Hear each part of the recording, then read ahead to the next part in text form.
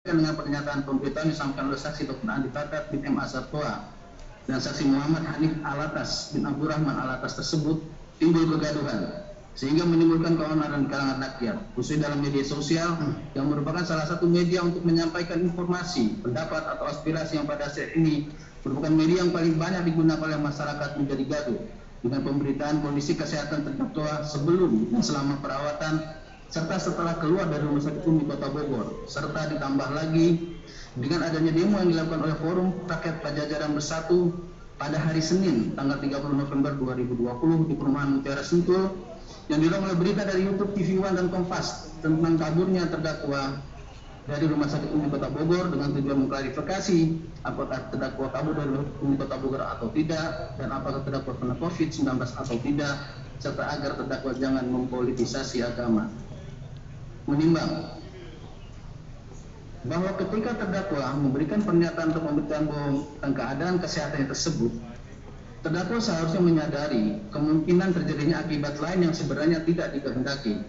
Namun kesadaran tentang kemungkinan terjadinya akibat lain tersebut tidak membuat terdakwa membatalkan niatnya, dan ternyata akibat yang tidak dituju tersebut benar-benar terjadi, atau dengan kata lain terdakwa pernah berpikir tentang kemungkinan terjadinya akibat yang dilarang oleh undang-undang, namun terdakwa mengabaikannya dan kemudian itu ternyata benar-benar terjadi, yaitu menyebabkan keonaran di kalangan rakyat. Terlebih lagi, terdakwa merupakan tokoh agama yang mempunyai kedudukan dan peran serta pengaruh yang besar di masyarakat, serta mempunyai massa dan simpatisan, sehingga berita-berita yang terkait dengan terdakwa akan selalu menarik perhatian masyarakat, baik yang pro maupun yang kontra.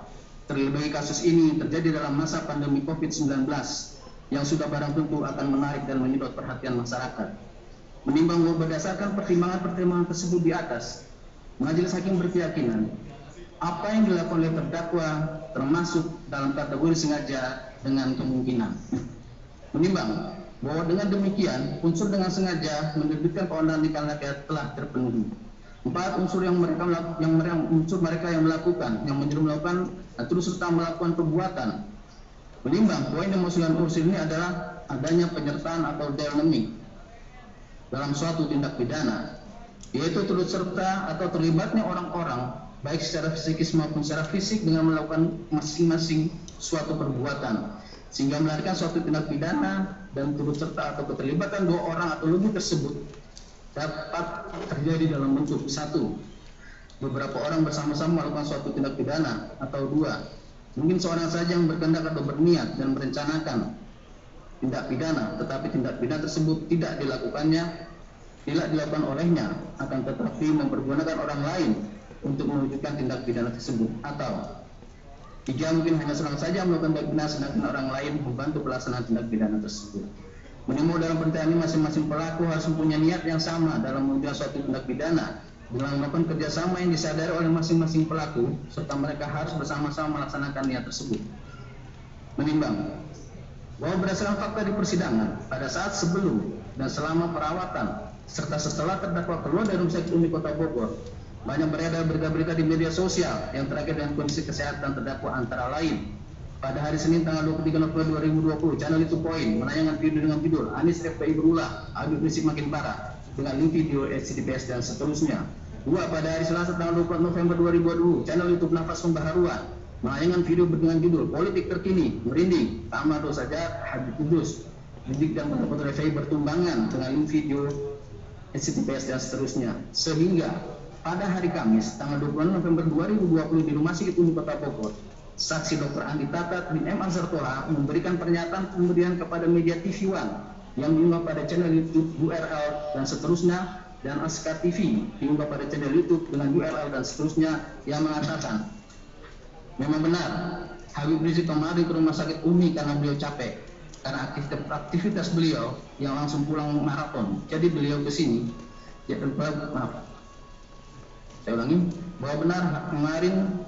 bahwa benar Habib Rizik kemarin ke Rumah Sakit Umi karena beliau capek karena aktivitas beliau yang langsung pulang maraton, jadi beliau ke sini. Sebagai informasi Tribuners, untuk sidang vonis kali ini perkaranya yakni hasil swab tes Rumah Sakit Umi Habib Rizik saat dirinya menjalani perawatan di Rumah Sakit Umi, begitu.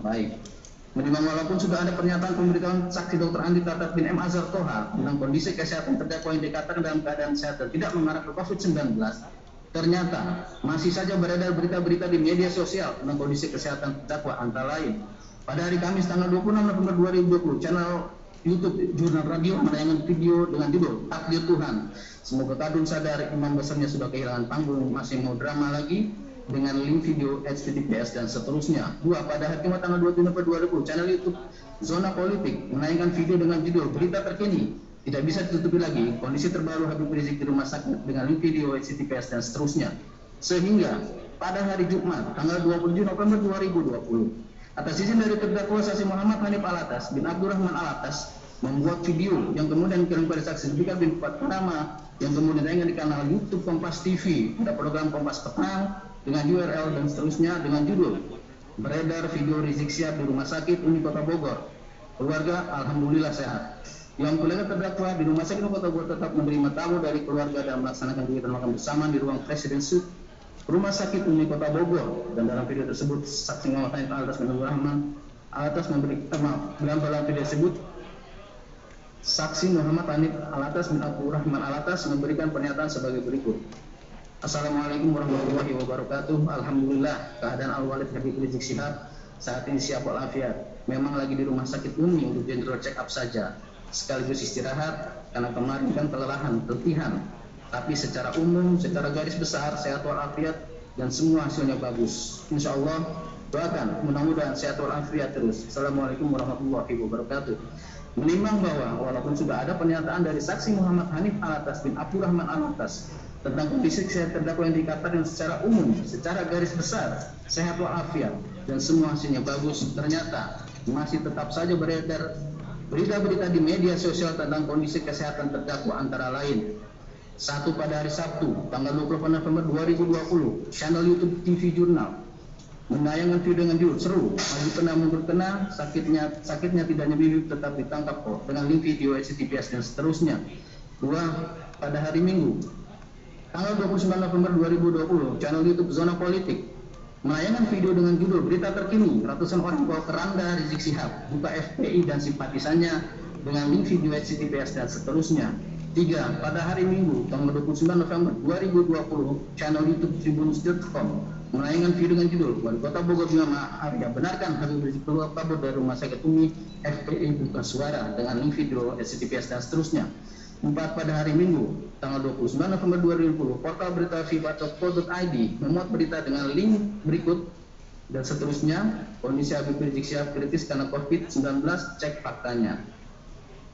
Sehingga akhirnya dibuatlah video yang menampilkan terdakwa sedang memberikan pernyataan untuk pemberitahuan terkait kondisi kesehatannya dan tentang testimoni terhadap pelayanan Rumah Sakit Umi Kota Bogor.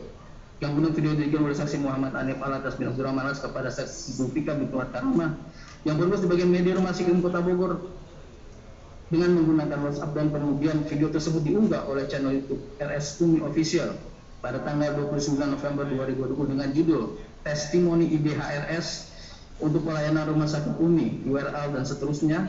Yang ada di dalam video tersebut terdakwa mengatakan sebagai berikut. Assalamualaikum warahmatullahi wabarakatuh. Alhamdulillah wa syukurillah wa nikmatillah. Saya saat ini di Rumah Sakit Umi dan sebentar lagi insya Allah kita akan kembali ke rumah. Alhamdulillah, selama observasi general check up di Rumah Sakit Umi ini pelayanannya yang luar biasa. Jadi saya ucapkan terima kasih kepada manajemen Rumah Sakit Umi, kepada para dokter, pada para suster, dan kepada semua pegawai Rumah Sakit Umi yang saya perhatikan selama ini bekerja ini menjaga nilai-nilai agama, kemudian juga on time, dan juga kerjasama di antara masing-masing bagian begitu sinergi luar biasa. Dan nggak sampai di situ, selalu memperhatikan keluhan apapun yang datang dari pasien, dan para dokternya di sini profesional, cerdas, serta tidak pelit informasi. Apa yang perlu diketahui pasien itu semua diberitahu. Subhanallah. Dan saya berharap mudah-mudahan Rumah Sakit Umi menjadi rumah sakit yang berkah, diberkahi oleh Allah Subhanahu wa taala. Sekali lagi, saya berterima kasih kepada seluruh manajemen Rumah Sakit Umi yang beberapa waktu lalu menerima permohonan saya untuk medical general check up di rumah sakit ini. Dan pulangnya saya juga atas permintaan saya, karena memang kita rasa sudah segar sekali. Alhamdulillah, hasil pemeriksaan semua baik, dan mudah-mudahan ke depan tetap sehat walafiat. Menimbang bahwa berdasarkan fakta perkara tersebut di atas, Majelis Hakim berkeyakinan terdakwa saksi Dr. Andi Tatat bin M. Azhar Toha dan saksi Muhammad Hanif Alatas bin Abdurrahman Alatas menyampaikan pernyataan garis miring pemberitaan tersebut dilandasi oleh niat yang sama, yaitu bertujuan untuk menutupi kondisi kesehatan terdakwa yang sebenarnya reaktif COVID-19 garis miring probable COVID-19, dan mereka melakukan hal tersebut dengan cara menyampaikan pernyataan garis miring pemberitaan melalui video dan media sosial lain untuk mengklarifikasi atau mengcounter video dan berita-berita hoax atau bohong yang berada di media sosial dan kondisi kesehatan terdakwa dengan mengatakan pada pokoknya kondisi kesehatan terdakwa sehat-sehat saja. Padahal terdakwa saksi Dr. Andi Tatat bin M. Azhar Toha dan saksi Muhammad Hanif Alatas bin Muhammad sudah mengetahui konsekuensi terdakwa yang reaktif COVID-19 atau probable COVID-19, sehingga jelas terlihat adanya kerjasama di antara mereka bertiga untuk melakukan perbuatan secara bersama-sama untuk mencapai tujuan yang sama. Menimbang bahwa dengan demikian unsur mereka melakukan menggunakan dan terus melakukan perbuatan telah terpenuhi. Menimbang oleh karena semua unsur dari pasal 14 ayat 1 Undang-Undang 1 tahun 1946 tentang peraturan hukum pidana junto pasal 55 ayat 1 ke 1 KUH pidana telah terbukti, maka terdakwa harus dinyatakan telah terbukti secara sah dan meyakinkan melakukan tindak pidana sebagai dakwaan dalam alif pertama primer penuntut umum. Menimbang bahwa dalam persidangan majelis hakim tidak menemukan hal yang dapat menghapuskan pertanggungjawaban pidana baik sebagai alasan pembenar dan atau alasan pemaaf, maka terdakwa harus mempertanggungjawabkan perbuatannya. Menimbang oleh karena terdakwa bertanggung jawab, maka terdakwa harus menyatakan bersalah dan dijatuhi pidana. Menimbang terhadap barang bukti berupa satu buah flashlight merek Sandisk warna merah hitam yang berisikan foto dan rekaman video pada saat tim Satgas COVID-19 Kota Bogor datang ke Rumah Sakit Umi Kota Bogor pada tanggal 27 November 2020 sampai dengan bukti nomor 26 asli satu lembar surat pernyataan Muhammad Rizik tertanggal 28 November 2020 bertuliskan, dengan ini saya tidak mengizinkan siapapun untuk membuka informasi mengenai hasil pemeriksaan medis saya dan hasil swab. Ditandatangan di atas meter 6000 disaksikan oleh Mursal Fadilah SH dan Ita Muswita. Menurut majelis hakim, barang bukti tersebut dipergunakan dalam perkara nomor 224 garis miring /sus garis miring 2021 garis miring PN CKT tim atas nama terdakwa Muhammad Hanif Alatas bin Abdurrahman Alatas. Menimbang bahwa sebelum majelis hakim menjatuhkan pidana terhadap terdakwa, maka perlu dipertimbangkan terlebih dahulu keadaan yang memberatkan dan yang meringan yang ada dalam diri terdakwa, keadaan yang memberatkan buat terdakwa meresahkan masyarakat, keadaan yang meringankan terdakwa mempunyai tanggungan keluarga, pengetahuan terdakwa sebagai guru agama masih dibutuhkan umat. Menimbang bahwa oleh karena terdakwa dijatuhi pidana, maka terdakwa harus dibebani untuk membayar biaya perkara.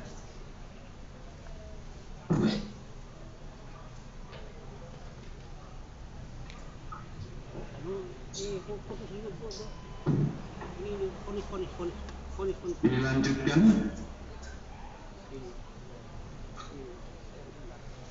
Memperhatikan pasal 14 ayat 1 Undang-Undang Republik Indonesia nomor 1 tahun 1946 tentang peraturan hukum pidana junto pasal 55 ayat 1 ke 1 KUHP, Undang-Undang nomor 8 tahun 1981 tentang hukum acara pidana, serta peraturan perundang-undangan lain yang bersangkutan. Mengadili 1. Menyatakan terdakwa Muhammad Rizik bin Hussein Shihab alias Habib Muhammad Rizik Shihab telah terbukti secara sah dan meyakinkan bersalah melakukan tindak pidana turut serta melakukan perbuatan dengan menyiarkan pemberitahuan bohong dengan sengaja menerbitkan keonaran di kalangan rakyat sebagaimana dalam dakwaan alternatif pertama primer penuntut umum. 2. Menjatuhkan pidana kepada terdakwa oleh karena itu dengan pidana penjara selama 4 tahun.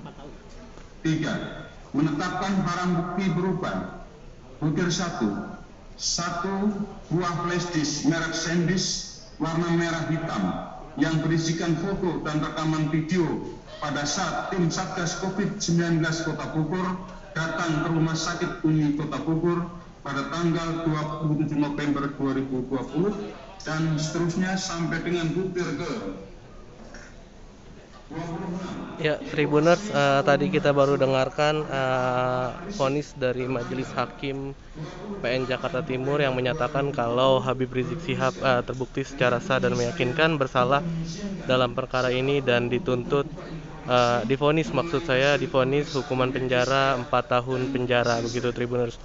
Nantikan pemberitaan selanjutnya dari channel Facebook tribunnews.com. Balik lagi nanti di tayangan selanjutnya. Terima kasih.